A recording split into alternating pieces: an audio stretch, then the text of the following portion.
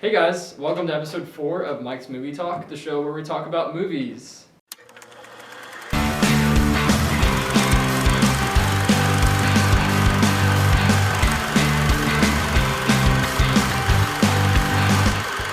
Today we're going to be talking about Pulp Fiction, and I'm here with a very special guest, Matt Parks. Written and directed by Quentin Tarantino. We will be talking about Quentin Tarantino a lot during this episode. So I want to give you guys a spoiler warning, just in case you have not seen Pulp Fiction. Don't watch this episode then. So what is Pulp Fiction then? It came out in 1994 and is the second film written and directed by Quentin Tarantino. And it follows the lives of two mob hitmen, a boxer, a gangster and his wife, and a pair of diner bandits as they intertwine in 4 tales of violence and redemption. Yeah, so Pulp Fiction really is like Quentin Tarantino's like breakout film. Yeah. He did Reservoir Dogs, but that was a super just independent movie. This was just like busted everything. Yeah, Reservoir Dogs did the festival circuit and kind of, I mean, it got him money back to make more movies, but Pulp Fiction's the one that put him on the map, I think, overall, especially in like mainstream pop culture. Mm-hmm. And it was nominated for 7 Academy Awards, and I have here too, like we just said. It established Tarantino as one of Hollywood's top directors from that point forward. Would you agree with that? He's up there. He's up there, yeah. One of them. Yeah, certainly. Yeah. Okay, I wanted to talk about the casting here, because I have here, it says Pulp Fiction influenced its cast in a lot of different ways. And what I mean by that is like, so the most noteworthy is John Travolta, which it really like revitalized his career after like a decline in the 80s. Because he was super big after like Grease and like Saturday Night Fever and all that stuff. But this was 1994, so he was still a big name, but he just hadn't been in a lot of successful things. It's actually a funny story is Quentin had wanted John Travolta from the get-go. Originally he wanted Michael Madsen, but then he was like, he was a huge fan of Blowout, the De Palma film, and he was like, we have to get Travolta for this role, and Harvey Weinstein was, bad name, but Harvey Weinstein, producer of the film, was like, no, we're not doing Travolta, he's done, nobody cares about Travolta, and Quentin was like, well, if we're not getting Travolta, then we're not making the movie, and Weinstein was like, okay, you can put him in the movie. Travolta, I feel like he's a goofball anytime I watch him. Like in Grease, he's supposed to be slick and cool, but he's so like goofy. And in this, he's supposed to be stupid and goofy, but also suave, which is... I love his character. Yeah, he's both. He dances, he's cool, but also, he accidentally shoots people. Well, you gotta have an opinion. I mean, do you think that God came down from heaven and stopped us? Oh, what the fuck's happening? Oh, man. Shit. Oh man, I shot Marvin in the face. Why the fuck did you do that? Well, I didn't mean to do it. It was an accident. I also said it's a similar situation with Bruce Willis, but really not to the same extent as was with John Travolta, because Bruce Willis was doing Die Hard and like Die Hard 2, but like some of the other ones right before Pulp Fiction were like not great, received critically. So noted. Yeah. And Bruce Willis's casting is like you don't. He's such an action hero. Like everybody, I think we all think of Bruce Willis as sort of the action hero, and in Pulp Fiction, he's a boxer, but he's really just kind of a nobody. Boxer. Yeah. And it also launched Uma Thurman into celebrity status too, because she was basically an unknown before this movie. I actually never thought about that. She's amazing in this, and of course, I mean, opening up the floor for like this film opened up the floor for Kill Bill because they talk about. They talk about the plot of Kill Bill behind the scenes. Oh yeah, I remember that. Right, because Fox Force 5, which is the pilot that she's in, Quentin and her were talking like, what if Fox Force 5 was an actual movie? So they made Kill Bill. It was a show about a team of female secret agents called Fox Force 5. What? Fox Force 5. Fox as in we're a bunch of foxy chicks. Force as in we're a force to be reckoned with. And 5 as in there's 1, 2, 3, 4, 5 of us. That's so cool. Yeah. And then of course Samuel Jackson was already an established star at this point, but he's still just a great addition to this movie. Sam Jackson is, man, what a I don't know, just an all-timer actor. And this role, I think, widely regarded as his all-timer role, I'd say. Oh yeah. Check out the big brain on Brad. A big thing about this movie is just like the super casual conversations. And you know what they call a quarter pounder with cheese in Paris? They don't call it a quarter pounder with cheese? Oh man, they got the metric system. They wouldn't know what the fuck a quarter pounder is. And what do they call it? They call it Royale with cheese. Royale with you. That's right. What do they call a Big Mac? Big Mac's a Big Mac, but they call it Le Big Mac. A Big Mac. What do they call a Whopper? I don't know, I didn't go on a Burger King. John Travolta, Uma Thurman, and then with Samuel Jackson in there, just like that's like one of my favorite things about this I movie.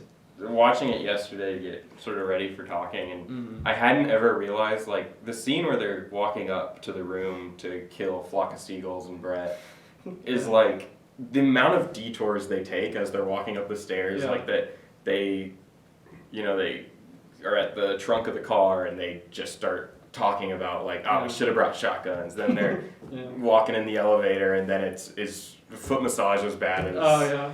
And it just keeps going, and they keep detouring and slowing down this scene, and they're very little do they actually address the fact they're about to walk into a room and kill some I know, people. that's exactly like you feel like anything could happen. They're like, we need shotguns. It shows the audience that like they've done this like so many times before, and it's just like part of their personality too. And that's just like, we're about to go kill someone. It's never, What about the The Royale? characters are so casual. And that scene is like, I think the perfect, just like, this sort of crescendo into the violence where it starts out very chill and, you're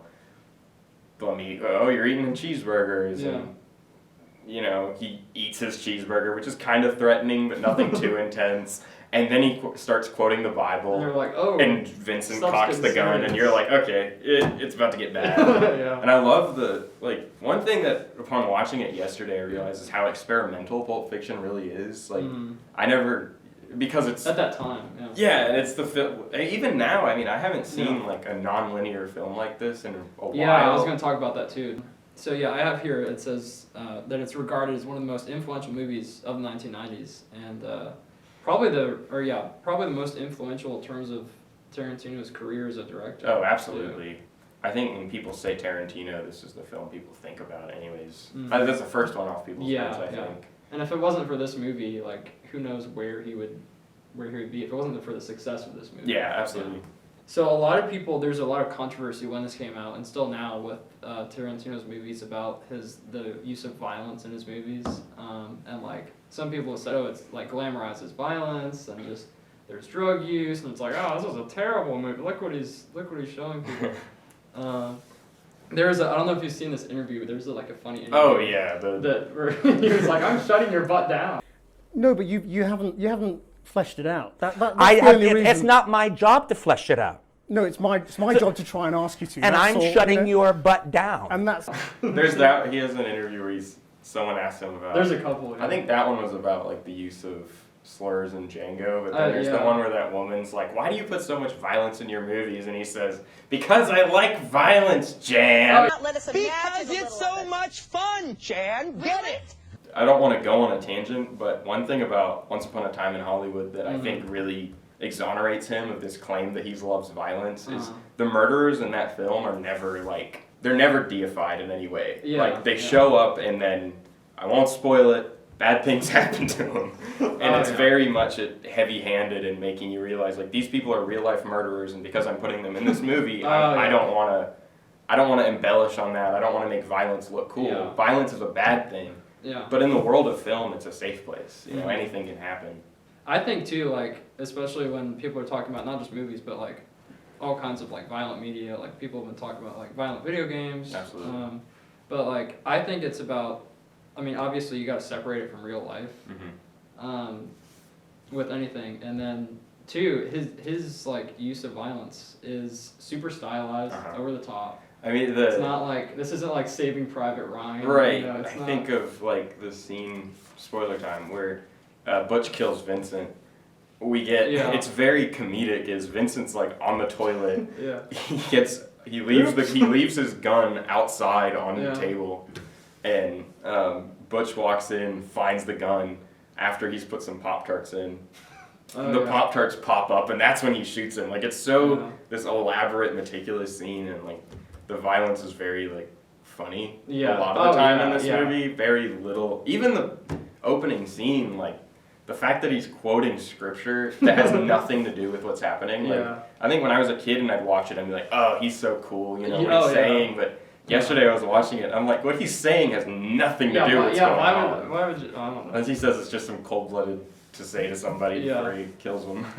And I will strike down upon thee with great vengeance and furious anger those who attempt to poison and destroy my brothers. I think too, like, his use of violence, it doesn't have like a deep message behind it either. Like, oh, this is, you know, I'm making this movie about the cycle of violence or human nature or everything. You know, it's there to be enjoyable. Mm-hmm. It's there to be fun. Yeah. That's why it's in there. And I think that's why it's controversial. Yeah, because a lot of people don't see it that way. I think a film like, you know, war films, nobody's criticizes like Dunkirk for its violence because it's a war film. It's kind of inherent and it's commentary. But a Tarantino film is he's so rooted in 70s exploitation, and that's all he would watch is like old like Italian. Like movies like Black Sabbath, which are just like super violent. Especially with Death Proof. Oh yeah, he just delves directly into his exploitation roots. And like violence is just violence, and like I feel like that's okay. Yeah. Is there anything that you want to talk about that we haven't talked about yet? Definitely French New Wave influence on Quentin Tarantino. I hadn't realized it really. I mean, he talks about it plenty. You know, influences from Godard and Truffaut, primarily Godard, I think. His production company's name is A Band Apart, which is in reference to the film A Band Apart, which is in French, you know, it's the title of the film, which is a Godard film. He pulls from that the dance sequence. He says, there's this random dance sequence in it that's very, like, it has nothing to do with what's going on. It's just a couple people hanging out and dancing. And he's like, these guys are terrible dancers, but because they're having so much fun, it feels like they might be the best dancers in the world. So he wanted to emulate that in the Mia Wallace and I think that definitely works then. Now that I think about that. Because their dance moves aren't good. They're very subtle. But you don't think about that though when you watch it. No, it's just that they're just playing around having fun. Yeah. Okay, so what are some of your favorite scenes? I gotta go with the opening scene, I think, at least. Like, that's such a scene that's there to win you over. I think it's really great in, like, just using dialogue to establish the whole plot of the film almost. It's what's so great about it is that this scene, obviously the film's non-linear, as we said, and this scene bookends. This is the start of the movie, but it's sort of happens a little in the middle of the plot of the film, but it's bookended so that they're talking about sticking up the restaurant, and they're like, well, there's no heroes. Honey Bunny and Pumpkin are talking about how there's no heroes in a diner. You don't have to worry about someone coming along and stopping them. Then the title card hits. We meet Vincent and Jules. We meet Butch. The rest of the film happens, and then we get back to Pumpkin and Honey Bunny. Oh my God, And Jules and Vincent, two people who can absolutely kill these two guys, like, happen to be in the diner. And that sets up, that's this whole arc. And they're just in those t-shirts that they got from Quentin Tarantino's actually in this movie as a character, so.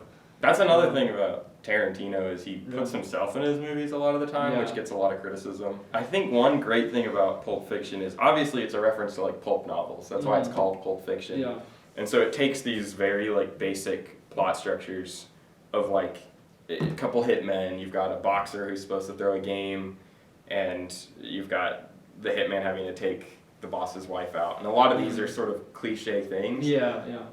But then he subverts them in their sort of second acts within each of these stories. So the boxer ends up getting his retribution by getting in a fight with the mob boss in a pawn shop that leads to them being assaulted.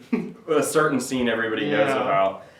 And that's this completely, like, leading up, it should be a very cliche, like, plot line. And then that scene happens and subverts it. You've got the boss's wife story, which is subverted by the overdose. And I think, and then of course they pick up Marvin. Marvin's another character. Who's like, you don't know who he is. He gets shot in the face for absolutely no reason.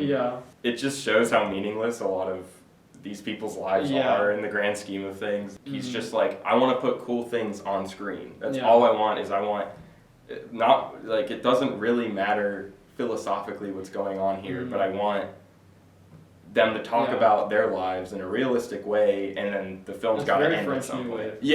It makes it so memorable. I think Yeah, yeah. there's so many moments in it that I think make it such a memorable film. You've got the briefcase. Again, Oh, yeah. not explained. Yeah, no, what is the briefcase?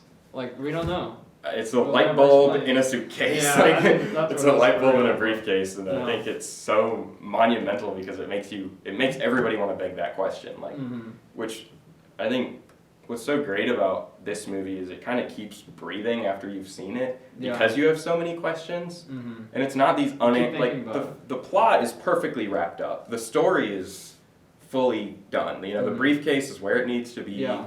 The characters they've had their character arcs, and the movie's complete. But a lot of these little things that are unexplained, it gives you a lot to talk about after the fact. Oh yeah. Of course, like, I mean, even the Band-Aid, like, why is it there? Why is the briefcase number 666? Yeah. There's plenty of theories, like, people say, oh, the briefcase is Marcellus Wallace's soul because the code is 666, and things like that I think is very interesting. I mean, I don't think there's really any definitive answers to any of these. Like, Quentin's like, no, it was this, but I mean, he puts these things in here for people to talk about. Yeah, and I don't think he's ever, like, with the briefcase, he won't ever answer it. Yeah. Like, he loves talking about his movies. He's not the kind of, he's not like David Lynch who just will not elaborate on anything. He's very much like, he loves to talk about his movies. Things like that where he's just begging a question, like, there's no reason to give it away. We've talked a lot about Pulp Fiction. So what is the big takeaway here? Would you recommend Pulp Fiction? Or who would you recommend it to if you would recommend? I think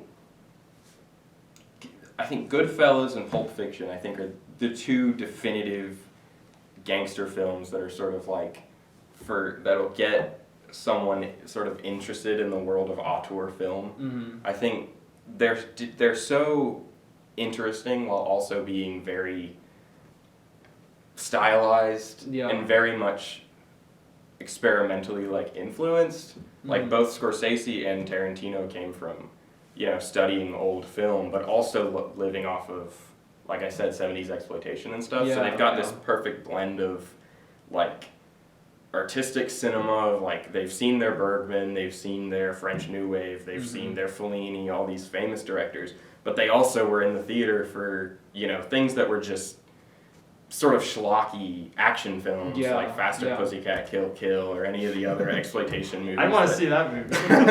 That's, you know, Death Proof influence, but not the point I'm getting at. Just they combine so flawlessly these sort of schlocky and artistic in such a way that now people can, like, latch on to the action moments, and then when they rewatch the films, you know, and start asking those questions, why did he do this? What was this choice? There's so much to dive into. Yeah, and then and when you start listening to him talk, he's very open about, like, oh, I took this from, like I said, you know, Band Apart Productions, the fact that that's the name, like, he's very open about his influences.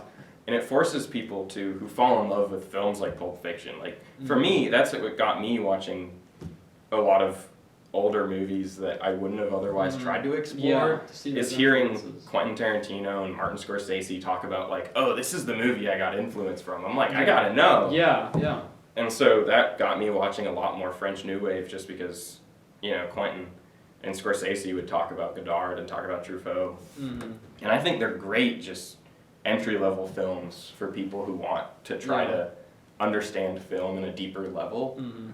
But that's why it's I think that's why they're such film bro movies, is because they're so accessible that, like, so many people love them and they speak to so many people, but that shouldn't be a bad thing, in my opinion. Like, no, it shouldn't. I mean, there's a reason. Right. I think one of the biggest problems we have in the world of film discourse is thinking that if something is super well liked, that it shouldn't be talked about anymore. But exactly.